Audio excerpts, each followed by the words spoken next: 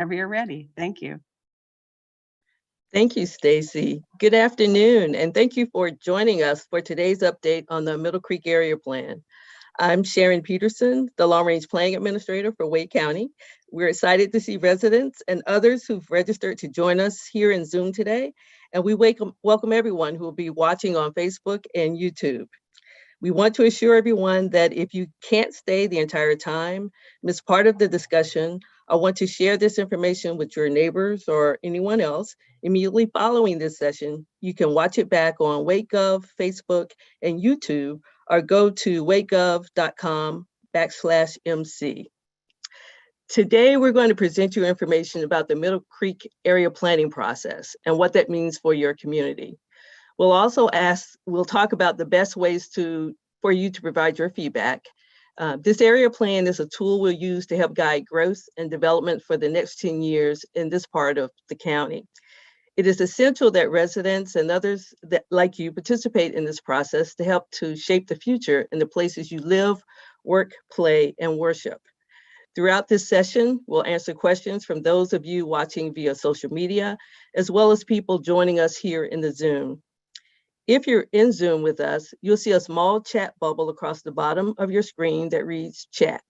Click that and you'll see a white box open where you can type in your questions or comments. For those joining on Facebook or YouTube, you can simply type a message in the comments under the video. If you'd like, you can tell us where you live inside or outside this area plan. We'll pass those questions on to our team and we'll try to answer as many questions as possible today. If you have trouble working the comments or chat, or think of a question after we end the session, you can always email us at areaplan@wakegov.com. So joining us today are Wake County planners Selena Everett and Akul Nishawala, and they're going to go over our planning process for the Middle Creek area plan.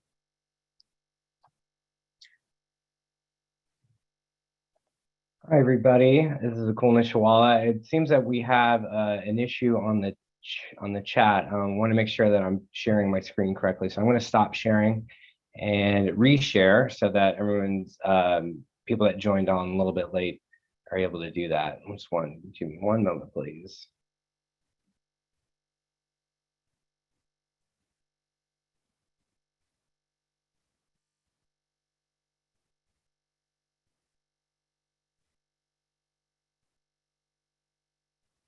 All right, hopefully that fixed it. If it didn't, please let us know in the chat and we'll see what else we can do to make it work. But everyone should be seeing the presentation that I'm sharing on my screen right now. So as we get into that, I want to thank everyone for taking the time out of their day to come join us today. I know you all have questions. Hopefully we have answers, and we can also provide a little bit of information about what the planning process for the Middle Creek area means for you. So just to get started, this is the overview of the Middle Creek area plan area. You can see that the outline is in green, but it also has some other outlines that are in darker gray, and we'll go over those in a few minutes later in the slide. But first, in order to get a sense of our audience today, we have a quick poll that should be popping up on your Zoom screen. So once we get that going, you should be able to enter the answer on the poll itself.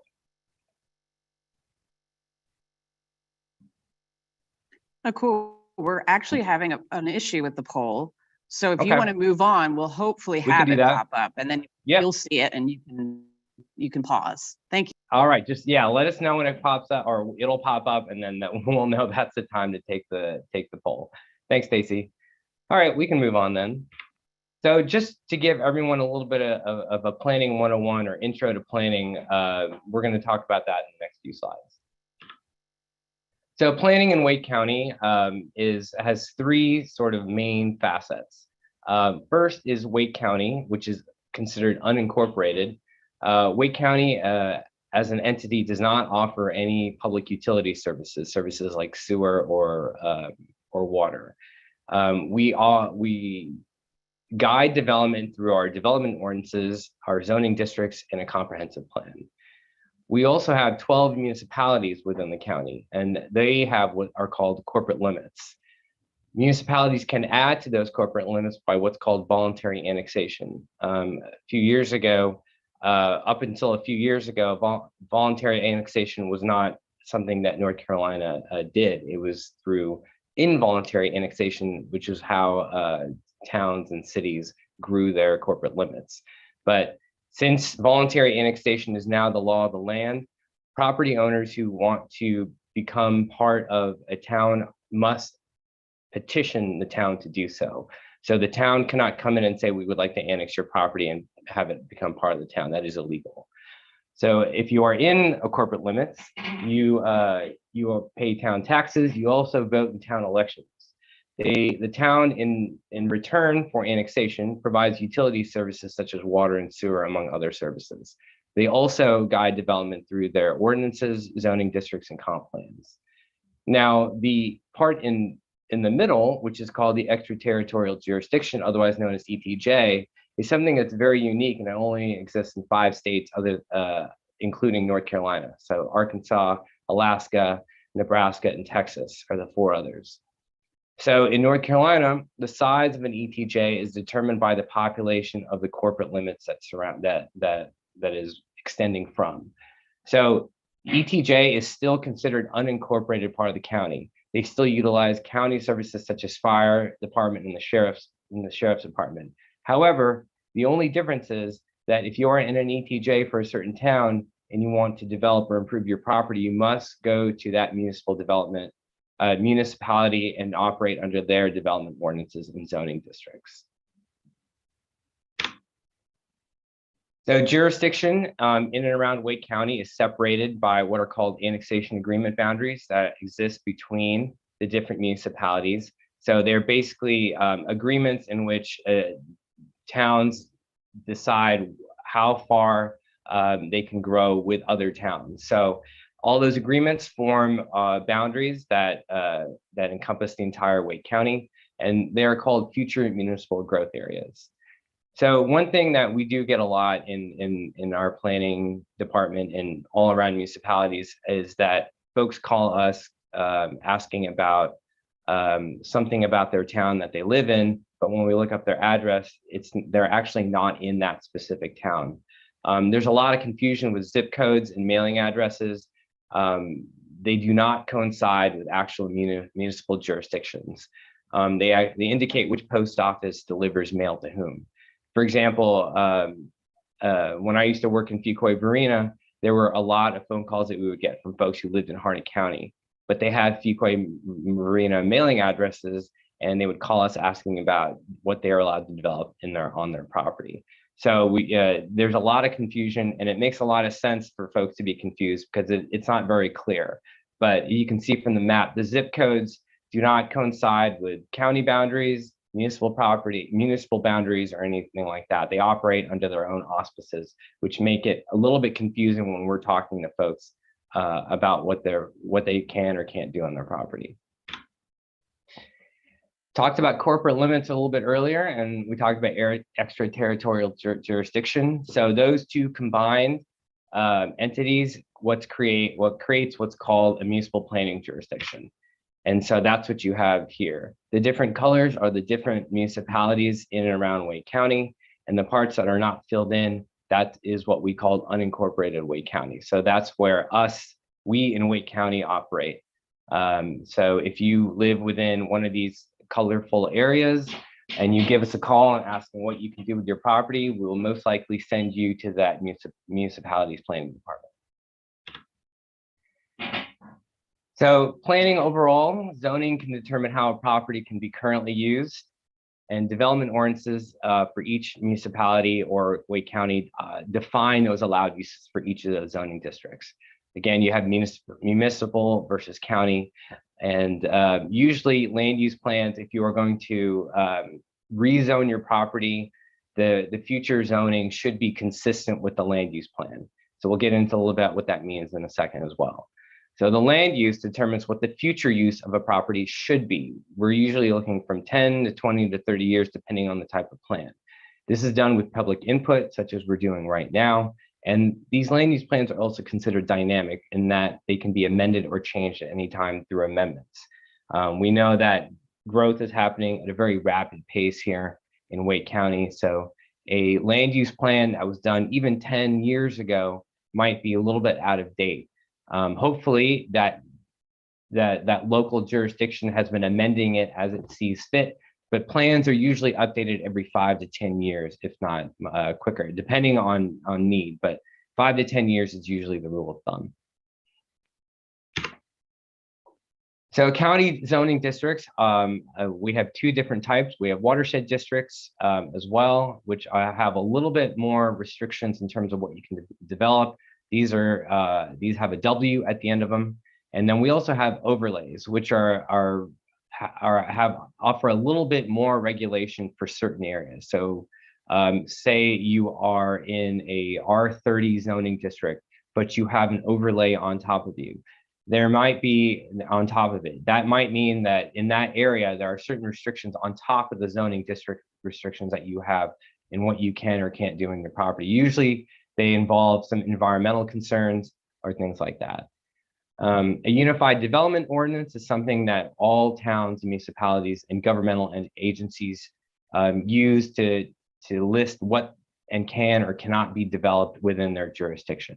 It lists permitted uses. There's requirements for those permitted uses, such as setbacks, density, right-of-way, things like that. So the development ordinance is really where all the key elements of how things are built is located. So a lot of these resources that I've talked about can be found on the City of Raleigh IMAPs. If you're not sure where your property lies in terms of jurisdiction, if it's in an ETJ, if it's an unincorporated, this is a resource that we use as planners. And so a lot of times when folks call us, we're often asking what their address is, and then we go use this resource in IMAP to determine all this information about where their property is located and who they should be speaking to. Looks like the poll is up. Stacy, is that correct? So if you're seeing that is, well, when you see it, we'll know it's we'll know it's there. It works really well like that. When it just pops up, you know we're ready. So folks, if you can see hopefully you can, because I can, please we'll take a few minutes and have you answer this question. Just give us an idea of who our audience is. And for those folks who are in perhaps watching us on YouTube or on Facebook, what we're asking folks is, do you live in the Middle Creek Plan area? Do you work there? Do you go to school there? So if you want to add those kinds of comments in the chat, we'd love to know who's with us today and how you interact. Maybe you go to church in this area, or you go shopping, or you go hiking to the park. So anything like that is what we're looking for. We are interested in knowing everybody that's also interested in this area plan. And at the same time, if you don't do any of those things, but you're just an interested party and want to see how this process works and just interested in the plan itself, that's another option as well. All right. Looks like we have majority of folks live in the area, which is great. About just under 30% work in the area, 8% visit, and 4% worship.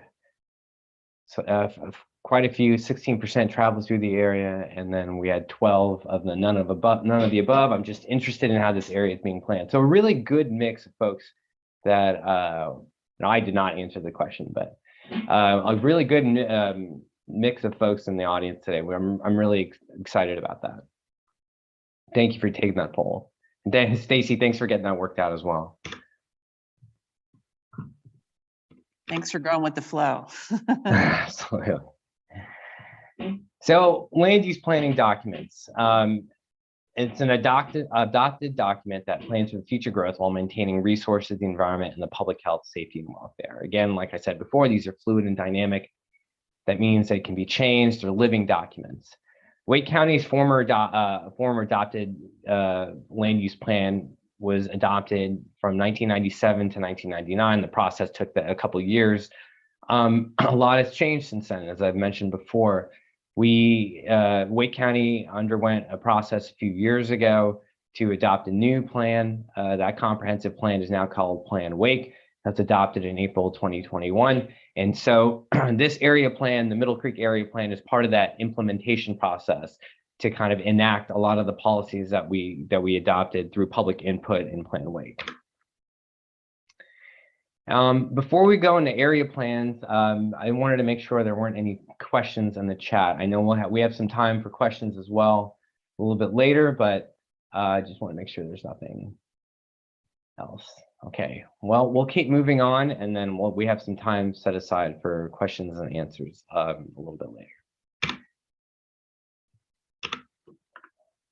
So kind of drilling down from Plan Wake, we have 5 area plans in not existence, but that we currently use. These are localized plans developed with public input and municipal input as well. Right now, these area land use plans are still our governing documents. We are in the process of updating these. So we just updated one last year, and I'll talk a little bit about that as well. As you'll notice, Falls Lake was not part of any of those current area land use plans, and that's something we're going to address with these new area plans as well. So here are the new updated area plan boundaries. One of the challenges that we had when we were coming up with these boundaries was just how much of unincorporated Wake County has shrunk since these plans were, the older plans were first adopted 10, 15 years ago. So that was something that we had to deal with in terms of creating cohesive areas so that we could plan with. We ended up deciding to use a little bit, to overlap a little bit with the municipalities' planning jurisdictions. We wanted to make sure they were taking proper context into our plans and making sure that we were operating hand in hand with our municipal partners and making sure that there wasn't anything that we were just kind of not considering because it wasn't in our jurisdiction. So while the plan boundaries operate a little bit farther outside of our jurisdiction, it's something that we wanted to consider, but just so we all understand, when we're applying land use designations in our new area plans, we'll only be applying those land use designations to the part that's unincorporated. So you'll see that we have 6 plans here at Falls Lake, Eastern Watershed, New Basin, North and South, the Lower Sioux Creek. That was our first plan that we adopted last year. Of course, we're in Middle Creek right now, and then Western Wake. RTP is on here as well. We have that on the map, but RTP already has a planning entity that does all the planning, long-range planning for them. So while it's on the map, we're going to defer to them to make sure that their local plans are done with those local jurisdictions. So I want to take some time for some questions from the public so far. I know I've been talking a lot, but I want to hear if there's any questions or comments that folks in our meeting today have. Nicole, while we wait for those to come in, I'm actually going to go ahead and share the next poll question that we have. Okay. And that question is, what changes would you most like to see in this community? And you can feel free to chime in chat as well as make your selections on the poll. And for folks on our live stream, the question is, what changes would you like to see most in this community? And it's multiple choice. More parks and trails, protection of natural resources such as farm, forests, and meadows, more housing choices, walkable neighborhoods near shopping, schools, and recreation, redevelopment of older developments, more travel options and ways to get around, more affordable housing, no changes at all. And while we're taking that poll, we do have a question. We have a question from Ms. Joni Bowden. The question is, how do other jurisdictions and states, what do they do when it comes to practice of an ETJ? do we know of any other counties or cities and town? How do they deal with ETJ transition? I'll try to answer that, Johnny. Most of the time, if there is not an ETJ law, that typically will mean that the county has zoning, or sometimes the county does not have zoning, but the authority then may lie with the county or the municipality, and there's not kind of that third tier of land use or jurisdiction that's around ETJ.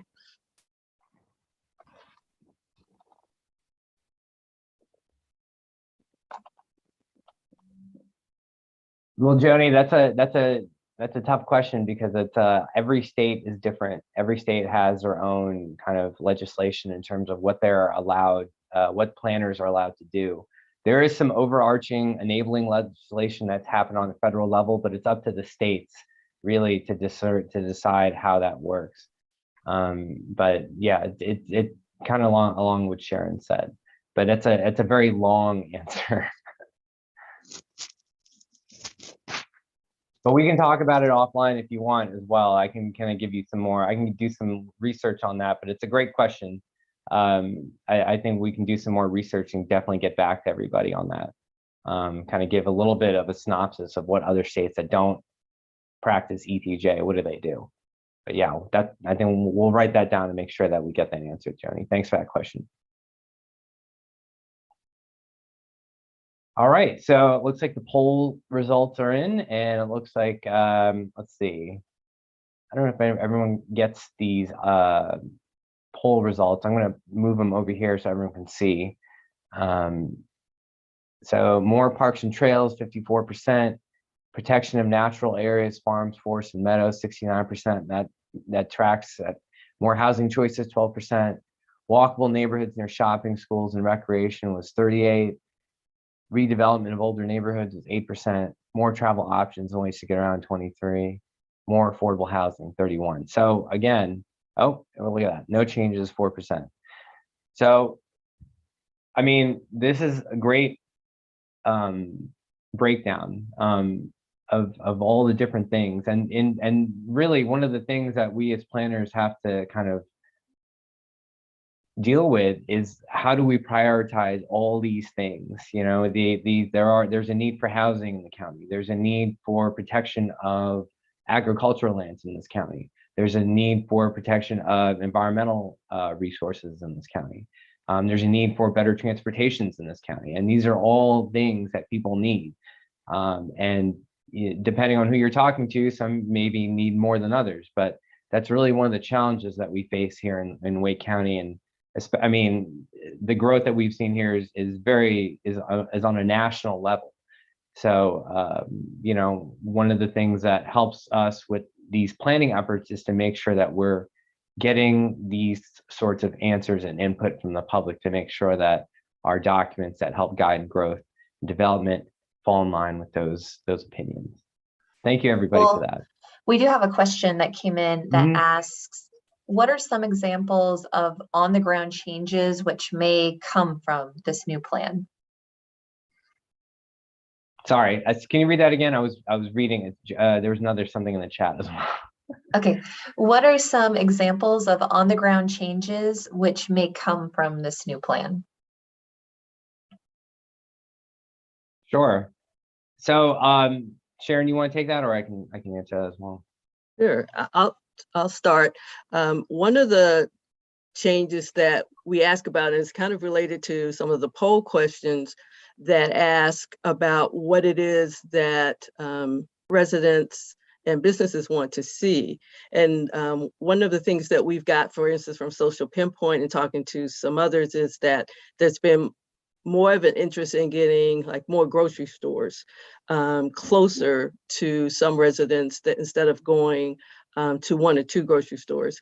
And if that's the case, then one of the things that you would see on the ground as part of the plan would be to identify areas where we may have more mixed use development in kind of smaller geographic areas. not necessarily along a corridor or any of the major streets, but identify some areas where there may be existing businesses and see if there's an opportunity to expand those areas. So that's one example of getting information and input from residents and trying to address them through land use. And we also have another question, which in the chat, when does the urban service area in the UDO come into play? And I can answer that. This is Selena.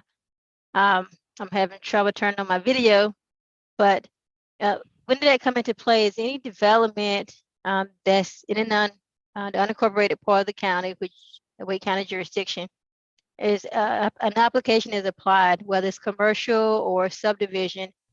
We take into account what part of the county, majority of the county, except for the watershed area, is usually in an urban service area or in an area that would eventually be taken in by a municipality. So when the application is submitted that's in a particular area, we determine who urban service area that it may be in. It could be in Holly Springs, Cary, Gardner. The county, like Cool says, made up of multiple municipalities in town.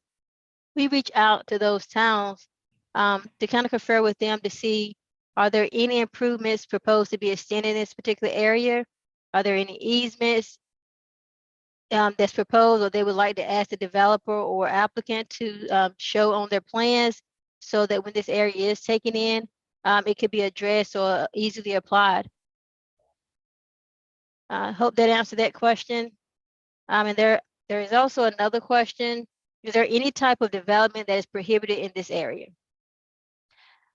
That's actually a yes and no question, because as Akul mentioned in a previous slide, that the zoning, the current zoning of a property is the guiding force in regards to what may and may not be allowed.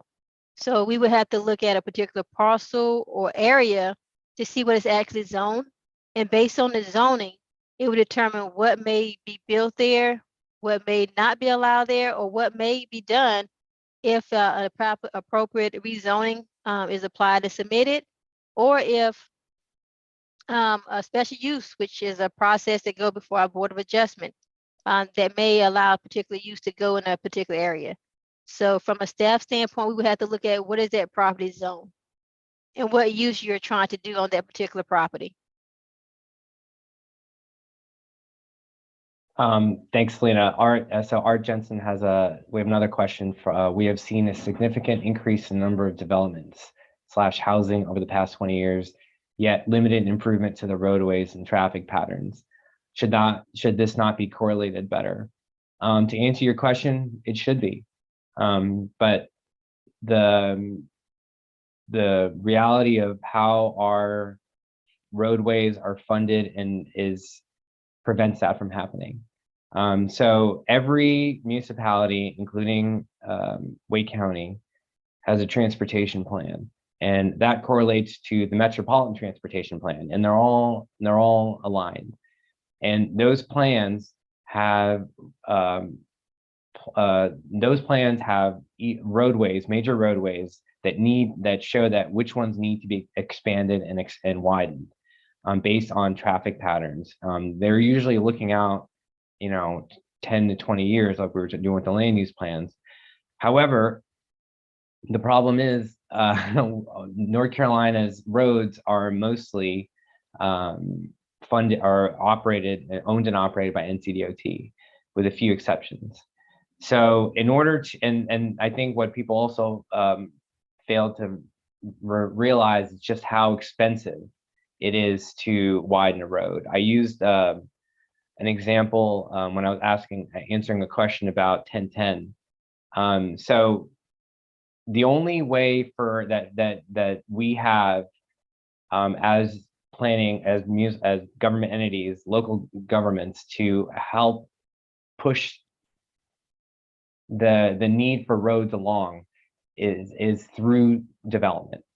And it's counterintuitive, I know, but when you see new development on a road, you'll see that the right of way is extended right in front of that parcel of land. So all we're allowed to do by law is require municipalities, not the Wake County, is municipalities are allowed to require that the developer expand that right of way in front of their parcel along the street to what the transportation plan recommends. And they can only do their side. And so what happens is every government organization in the whole state is vying for vying for funds, state funds, projects to increase those roads to better their capacity. And the fact of the matter is there's just not enough money to do that. If we were to, the whole cost, for example, to widen 1010 road to what it should be based on traffic capacity right now is $57 million. And if towns and municipalities and governments spent all that money on widening roads, we'd be bankrupt. And that's not a good use of taxpayer dollars. So what we do is try to do the best that we can. And it's not a great answer, to be honest with you.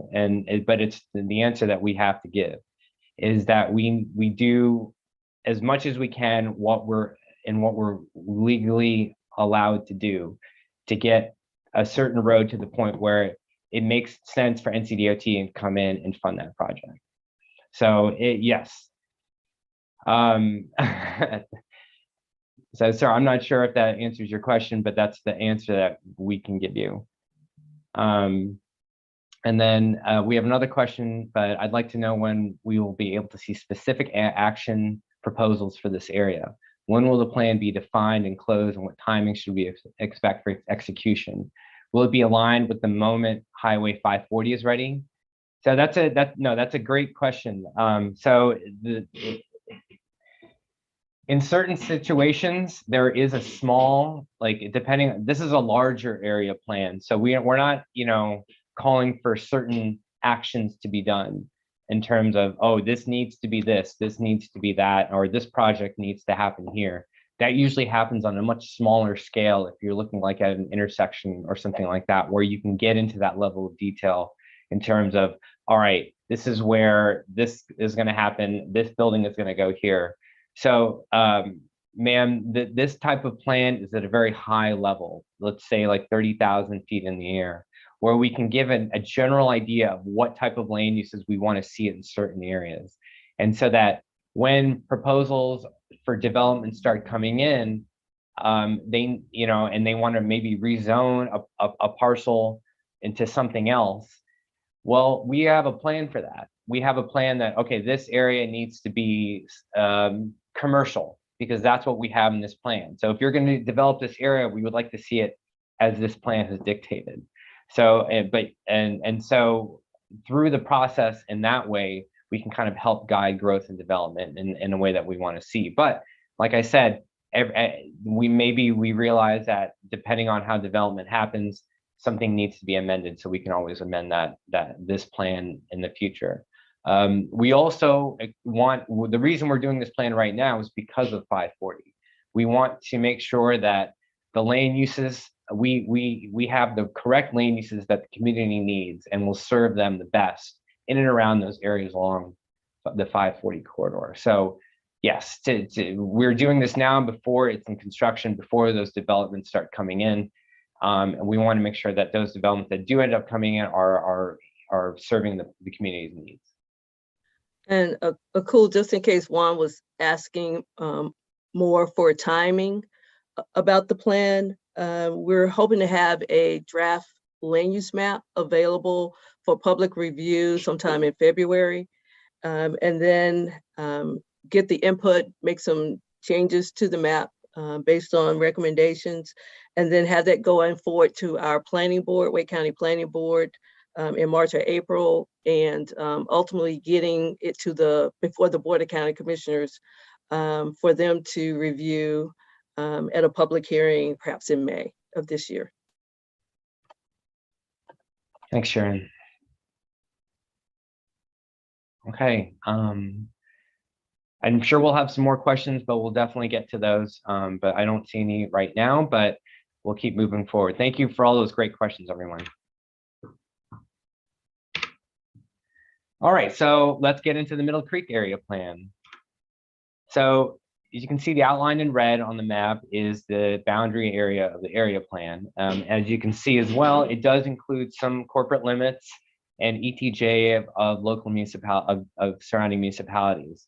The majority of it is in unincorporated Wake County, but like I said, we are working with our partners in Cary, Holly Springs, Fuquay, Anger, and Garner to make sure that our planning principles and what we're looking at in these areas kind of align with each other. We don't want us to be just kind of in our own little bubble and not considering anything that else is happening. That would be very short-sighted. So we want to make sure that, you know, we're working in concert with our municipal partners as well as our community that live in this area. Yeah, that doesn't work. So we talked a little bit about Plan Awake before. One of the big improvements to how we operate in Wake County was what's called the development framework. So we broke the county up into different community frameworks or development frameworks, and it's consists of community reserve, rural, transit focus, and walkable center. And these are basically just kind of different intensities of development that we'd like to see, or lack of development that we'd like to see in these certain areas. So obviously walkable center, that makes that kind of, you know, speaks to itself in terms of somewhere that's dense and walkable, connected with pedestrian, transit focus, which we don't have on this map. It is more along the BRT corridor in Raleigh. Community.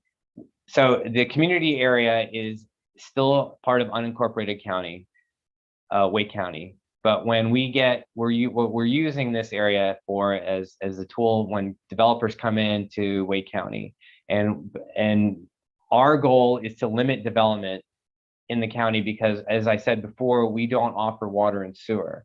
And so when folks develop on well and septic, lots tend to be larger because of the well and septic that's required. And so that density is just not there.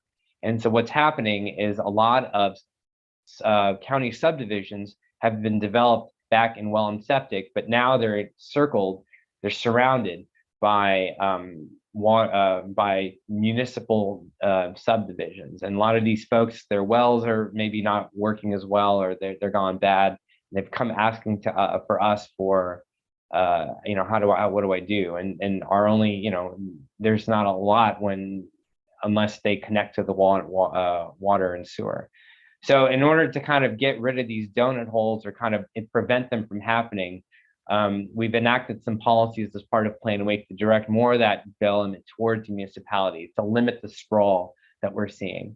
And so if these developers are within a certain distance of a water and sewer line, that we're asking them to go and develop them with the municipalities instead, to create a more dense environment as opposed to the sprawl that's eating up a lot of the Wake County land that we're losing very, very quickly. So to give an overview of the area plan, there's a total of 54,000 people.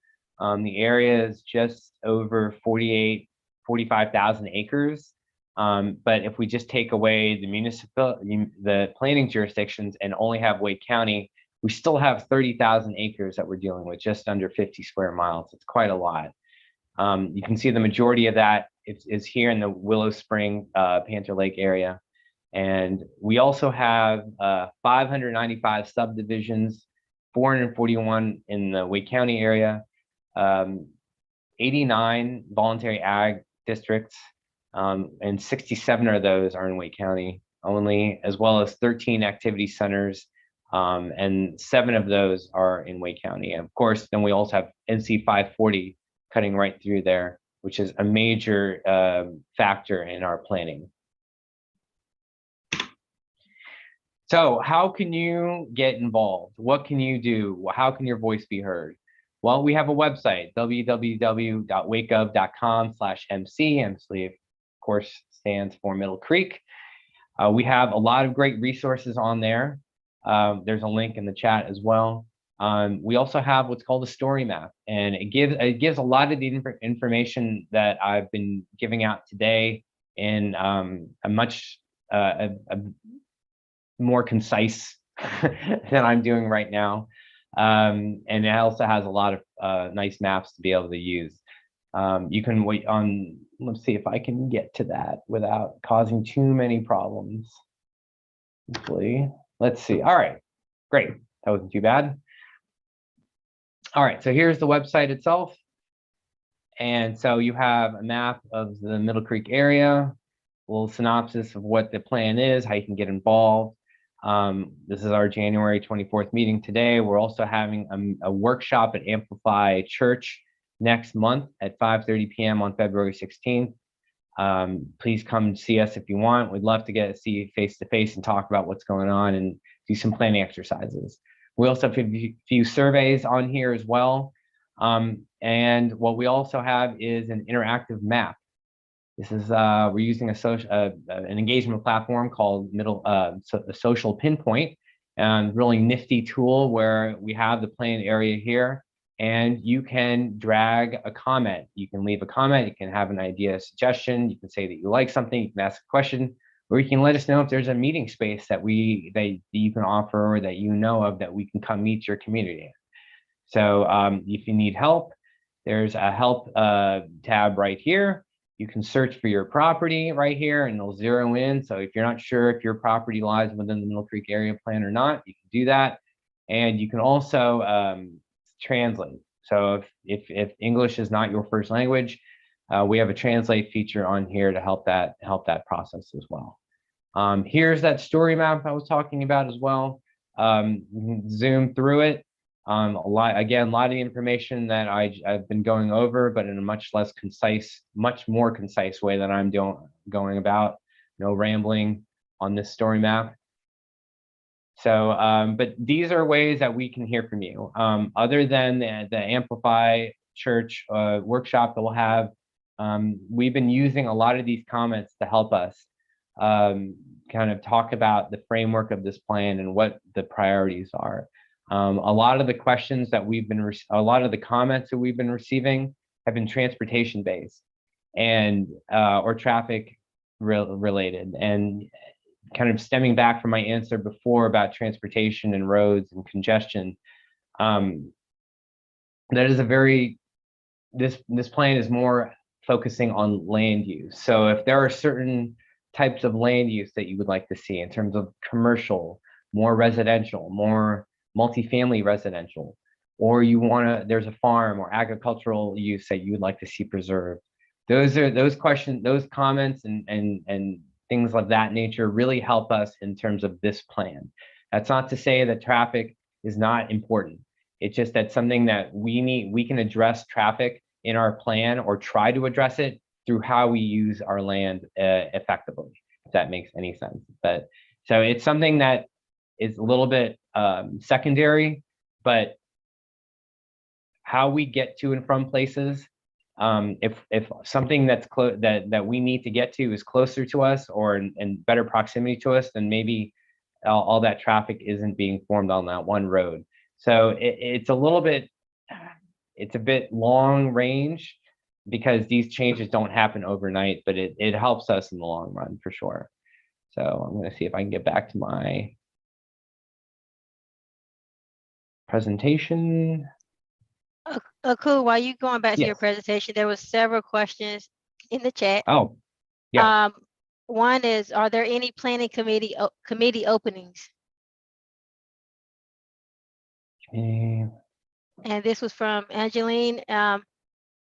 If I'm understanding the question, if you're asking in regards to any committees that's associated with our boards, such as our planning board, land use committee, I think that's part of the process of applying. I think is it once every year that you can make application, Sharon?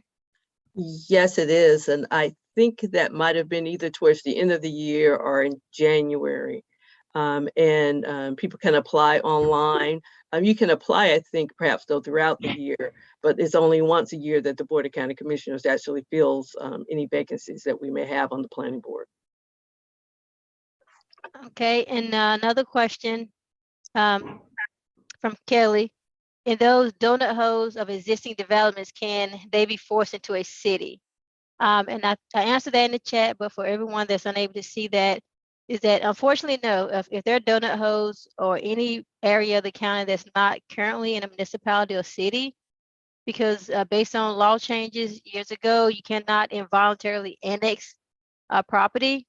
It has to be voluntary. So until that property or development voluntarily petition that town to be annexed, that particular property will remain a donut hole. And then we do have another question. Will information from this community workshop be posted to the website for those of us who are unable to attend? And will there be additional workshops throughout the process?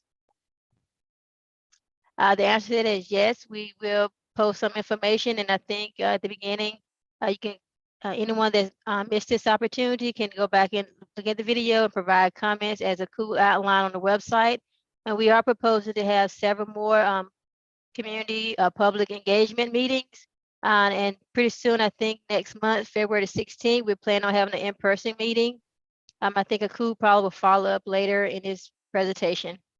Yeah, that's correct. Yeah, we are planning on having more meetings like this. Once we have a proposed draft of the land uses, we want to make sure we get the public's feedback on that. So we'll definitely be having meetings and workshops for that to make sure that we're getting it right. You know, one of the things that the challenges that we faced with COVID is being able to kind of navigate the ups and downs of cases and making sure that we're doing everything in a safe way. When we did our Lower Surf Creek plan last year, we had planned for all these public meetings, but Omicron struck and that really put a kibosh on all of that. We're kind of teetering up and down right now, I feel like. So, you know, optimistically, I think we're heading in the right direction. So I think we're going to move ahead with the Amplified Church meeting and hopefully can continue to do more in-person meetings because, I mean, there's something definitely missing on these virtual meetings, especially when it comes to engaging and talking and, you know, it gives folks an opportunity to just say what they need to say. And a lot of that is kind of missed when, you know, on a meeting chat like this one, right? Because it's very back and forth as opposed to interactive, if that makes any sense. But yes, we do plan on doing more of these. And like I said, if you have a meeting location that you think would serve the public well and would be able to get that, we'd be willing to come and do that for sure. So any opportunity that you have that you think we need to come and talk to you all, we'd be happy to do that. Like I said, we have that meeting at Amplified Church. It's February 17th from 5:30 to 6:30. It's at 284 and 242 Highway. So I hope to see you all there. And I didn't mean that to sound like the end of the presentation. So from the feedback that we've gotten from that social pinpoint, this is a word cloud, takes a lot of the comments and that we've received and translates it into kind of the biggest themes. And as you can see, traffic is front and center. That's something that everyone is talking about because it takes up so much of our day. And it's something that we have to think about and deal with on a daily basis. So it makes sense that this is something that people have had strong opinions about. And we want to hear more of that. But like I alluded to before, traffic is a symptom of a larger issue, and maybe how we're using our land is maybe a way that we can help alleviate some of this traffic. So things closer together, things better connected, sidewalks, as you can see. Folks want to be able to get to more places in more ways. So not just being able to drive a car, but having things that are closer to them is important too. And that also spreads out the demand for high traffic areas like big commercial areas where everybody in a certain area is going to, clogging up the roads. If there are maybe more smaller non-residential areas around the county would that help? So that's something that we need your input on. And you can see we've gotten a lot of visits so far, 876 total visits, 277 unique users. That means a lot of folks have come and visited the site more than once. And then unique stakeholders, those are folks, new people who have commented, and we've gotten 80 comments and just under 50 survey responses. But so this is great. We hope to get more of this, as well as those in-person meetings. So we've already kind of talked about this as well, but here's our timeline. We're in the public engagement first round, and then we are doing our community meetings as we speak. Hope to have a draft plan next month, at least a draft land use, the draft map. And then we'll be coming back to everyone to make sure that that draft plan is making sense. And if we overlooked anything, or if we need to make some corrections, and that'll happen between February and April. Again, those will be consisting of more community meetings in order to get that feedback. And we should have a plan proposal in spring and hopefully approval by summer. So this is a timeline that we're currently on right now. And you know, barring any delays, we should see something by this summer. Let's see here. And we have some more time here. We have for some Q&A. Let's see. Traffic, sidewalks, those are more urban situations, more than county situations that the county should be focusing on land use. Citizens concerned primarily about traffic and sidewalk issues need to live in the corporate limits of a municipality that has public transportation and walkability. Thank you for that comment.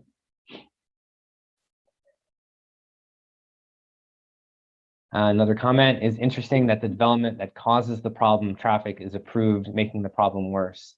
And the fix to the problem roads is too expensive to fix until later. That diagram you just showed seems to suggest people think otherwise. Thank you for that comment. On the last slide, what was that, summer 2023 or 2024? Did I get that wrong? 2023. For a second, I thought I made a typo. No, it's 2023.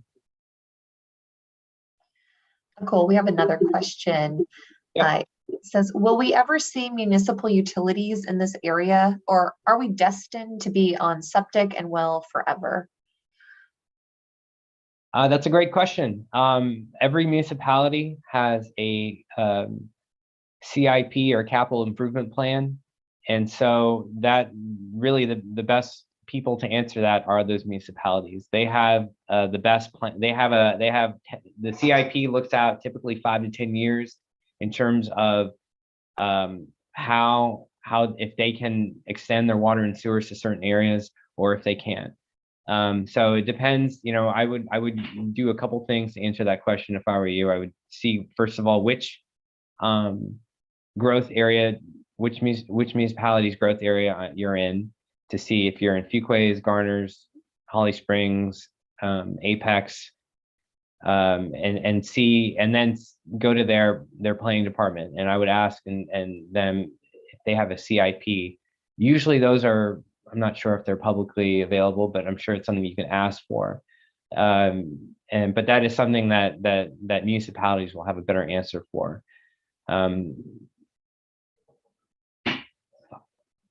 Since the county does not show does not operate with water and sewers, that's not something that we have a lot of say in. Breakdown of communities. There you go. Is that the one, Siobhan? I think that's correct.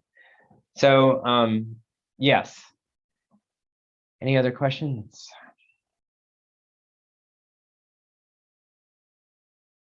I just have one correction, and I think that was on the slide of cool. The Amplified Church meeting, our first in-person community event, will actually occur on February 16th, Thursday, right. February 16th. Yeah, instead of the 17th. And right now it's tentatively planned to start at, I think it's 5:30 p.m. Okay. Thank you for that. Sure. For some reason, I thought today was the 25th, so that tracks why I got that wrong by a day.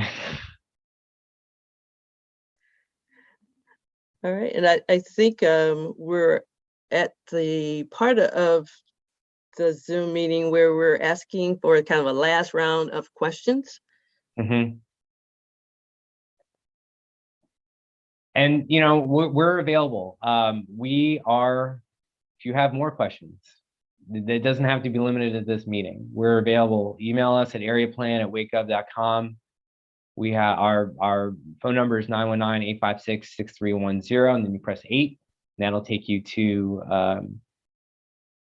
the planning crew in charge of this. So it'll be, and so if we can't get to you, we'll get back to you. And then our website, of course, is wakegov.com/MC. So who will be with Wake County Planning Office? Who with Wake County Planning Office will be in person at the February 16th meeting at 5:30? I'll be there. Sharon will be there. Selena will be there. And that's all I can speak to right now, but I'm sure there'll be some other folks from planning as well. Sharon, is that correct? Yes, yeah. And Johnny may have also be asking, will there probably be representatives from other agencies there besides planning? Yes, we are considering that, yes.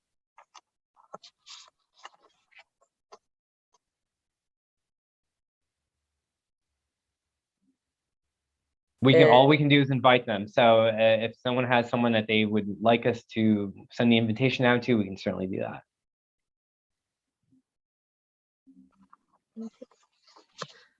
All right. Well, I think it's time to wrap up, and we want to thank everyone for your great questions. You're contributing to an important discussion that will help guide growth in your community. If you joined us late, missed part of the discussion, or want to share this information with your neighbors or anyone else, immediately following this session, remember you can watch the video back on WakeGov, Facebook, and YouTube, or go to wakegov.com/MC, where you'll find a link to the Middle Creek Area Plan page and this video. Again, for more information on the Middle Creek Area Plan or any planning and growth information, visit wakegov.com/planning. You can also email us at areaplan@wakegov.com. This concludes our meeting today. Thank you for joining us. Enjoy the rest of your day. I think we've, hold up. There was one more question. Zoned Highway District in the Middle Creek area, Beach Bluff Park. If I wanted to develop my land in a non-housing development way, agritourism campground, who do I talk to and where do I start? You can actually contact our current planning staff. Selena Everett is on that staff, to schedule a meeting to have a preliminary conversation of what you may have in mind for your land, and go from there. And I'll put my contact information in the chat. Thanks, Selena. Thanks, Sharon. Mm-hmm. Thank you, everybody. We appreciate you taking time out of your day.